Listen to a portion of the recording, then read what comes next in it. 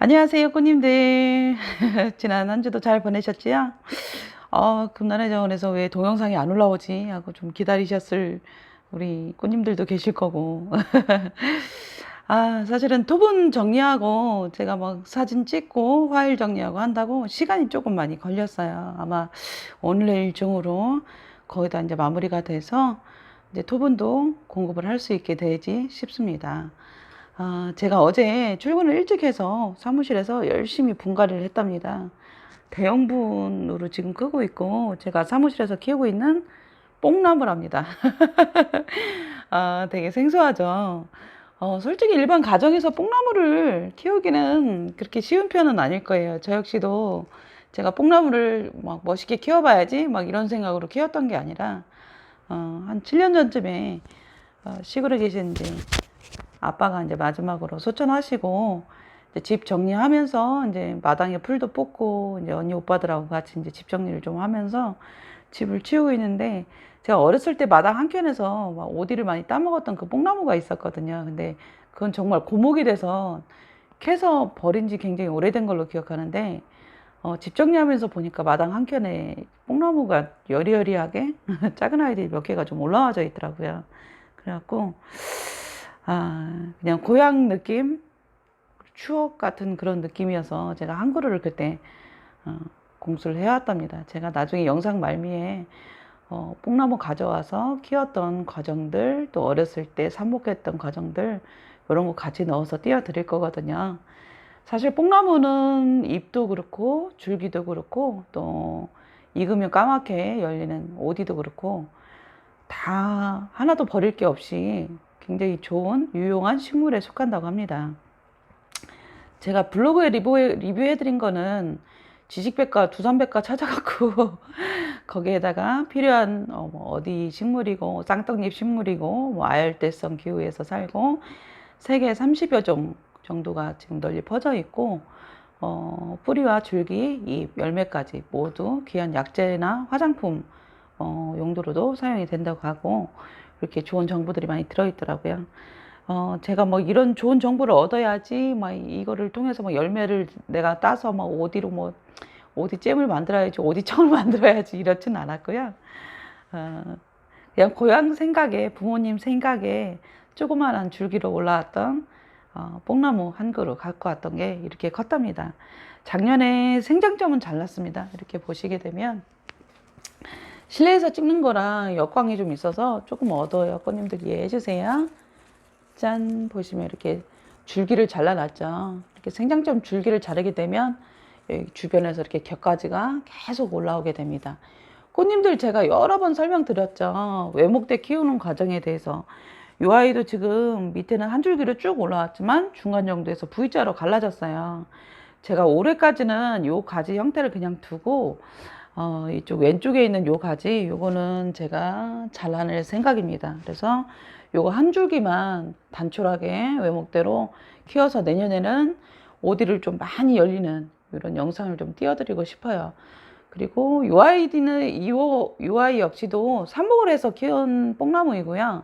요거보다 조금 더 큰 아이가 있어요. 줄기도 훨씬 더 굵고 사무실에 있는데 도저히 그거는 이제 무거워서 제가 들지를 못하고 이것도 제가 못 들고 남편이 들고 왔는데요.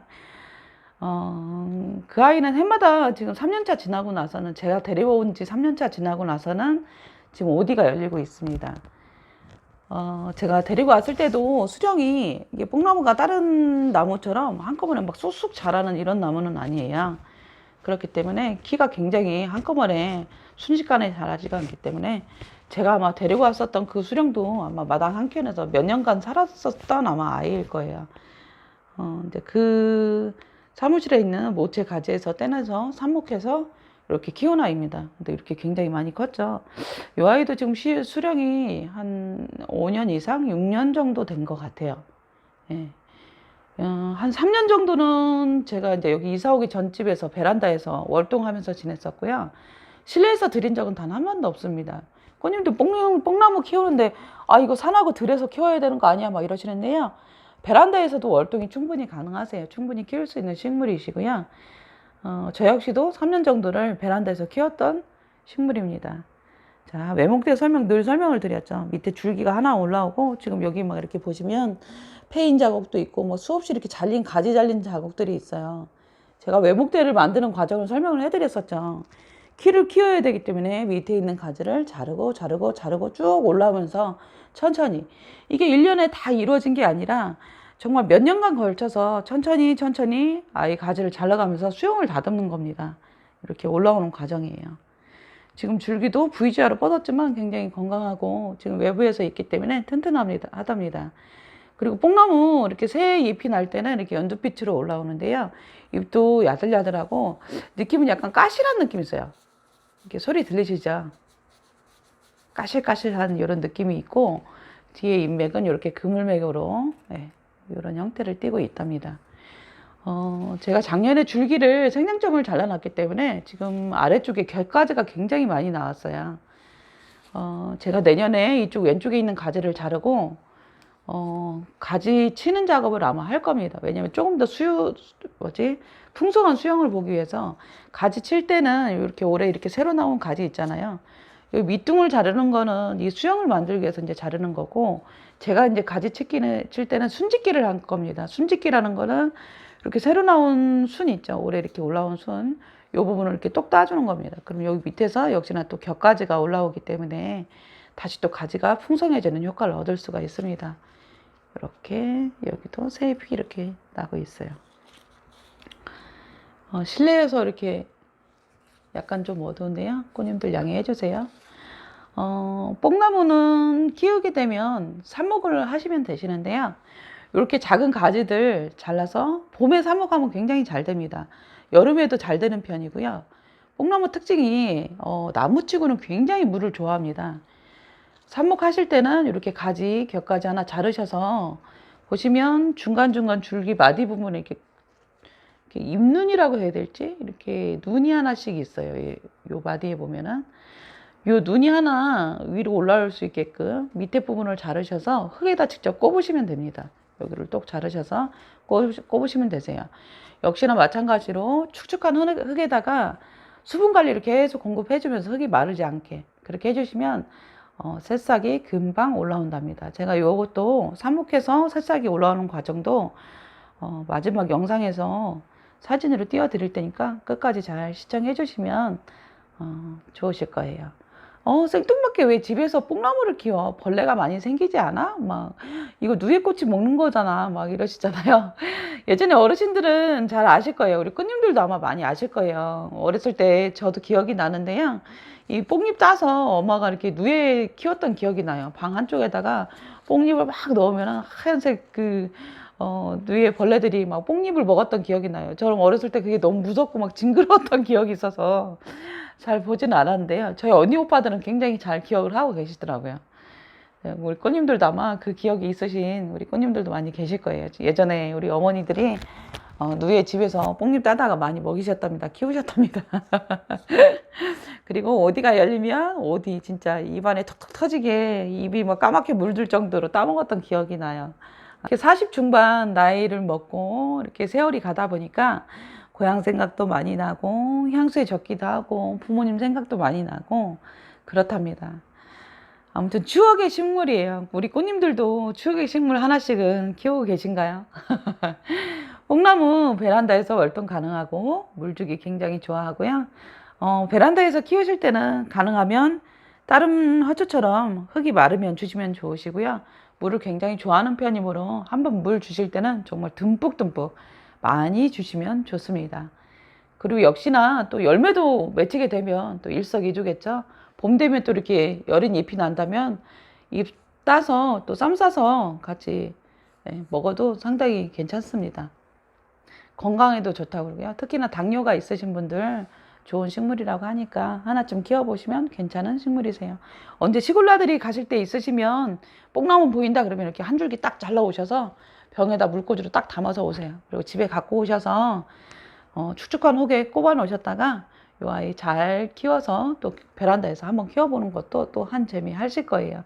또 고향 생각도 났고 추억도 생기고 좋은 나무가 될 수 있답니다. 사실 뽕나무는 약간 젊으신 우리 꽃님들은 약간 생소할 수 있어요. 그리고 예쁜 꽃을 피우는 것도 아니고 그렇기 때문에 아, 집에서 무슨 뽕나무야 이러실 수 있는데 저는 좋더라고요. 저는 좋더라고요. 올해도 가지 몇 개 역시나 잘라서 저는 물꽂이를 해놨습니다. 해놨고 물이 충분히 오른 다음에 축축한 흙에다가 다시 한번 또 삽목을 해서 커가는 과정들 보여드릴 겁니다. 제가 예전에 꽃님한테도 이렇게 뽕나무 가지 잘라서 나눔도 해드리고 그 다음에 삽목해서 어느 정도 잎과 줄기가 이렇게 뿌리가 나면 그것도 또 나눠서 나눔도 해드리고 했었거든요. 굉장히 좋아하시더라고요. 물고기 중에 제가 기억하기로 안시라는 물고기가 이 뽕나무를 데쳐서 주면 먹습니다. 그래서 이 뽕나무를 또 키우게 되는 과정이 있는 걸로 알고 있어요. 이제 그런 물고기 관상어 키우시는 분들 또 뽕나무 직접 재배해서 잎 따서 또 뭐 사시사철 또 잎이 열리는 건 아니고 가을 되면 또 잎이 또 낙엽이 지거든요. 겨울에는 또 앙상한 줄기만 남습니다.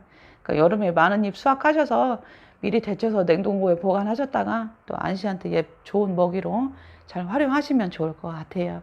오늘 추억의 뽕나무 어떠셨나요?